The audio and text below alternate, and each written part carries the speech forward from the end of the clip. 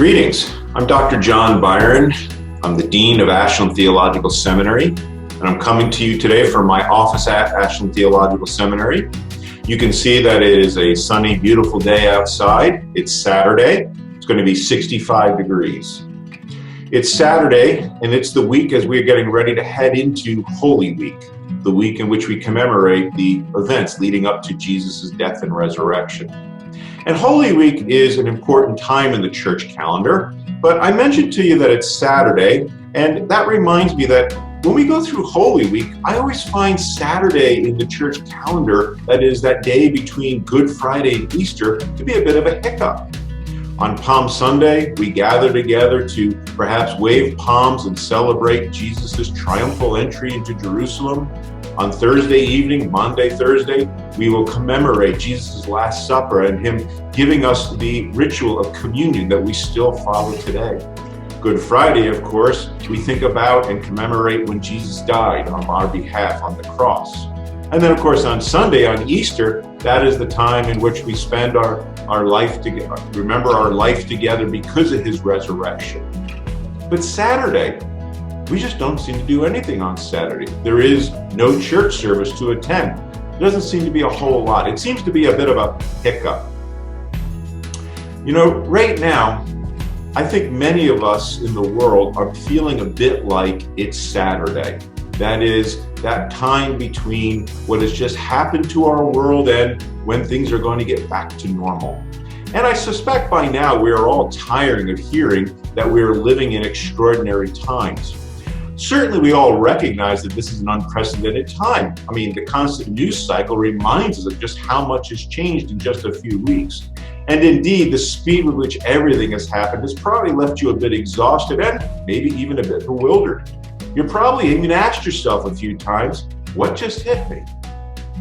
As I think on Holy Week and I think about those events surrounding Jesus' last week here on earth, I think about the disciples. And I think they probably felt the same way on that Saturday between Good Friday and Easter. As they processed the events leading up to Jesus' crucifixion, I don't think any of them fully understood what had just happened, nor were they even sure how to move forward. They were caught in that time between death and resurrection. I imagine many of us feel like we're caught in that between time as well. We see what has already changed and we are looking for resurrection. But I think it's important to remember something about resurrection. While it means new life, it does not mean life as it was before. Think about what happened on Easter Sunday, on the day of Jesus' resurrection. The resurrection did not mean that Jesus and the disciples suddenly went back to traveling around Galilee and Judea, teaching and healing and feeding people. Nope. Even after the resurrection, life as they knew it had changed. But it had changed in a good way. If we hadn't had all of the events leading up to resurrection, the disciples would not have moved into ministry. There would have been no Pentecost that would have launched the church, and the disciples never would have moved into the ministry to which God had called them. Life had changed. It was a new way of life. It didn't mean to go back to the way things before. It meant a new way of living, a new way of ministering. Like everybody else in the world and my colleagues and staff here at Ashland Theological Seminary and the students, I look forward to getting beyond this between time. I'm looking forward to resurrection. And if I'm honest, even though this has been going on for a couple of weeks, this already feels like a very long Saturday. I'm ready to be together with everybody. But I also have to be constantly reminding myself that no matter how much I wish for it, not everything is going to be the same. And that's okay.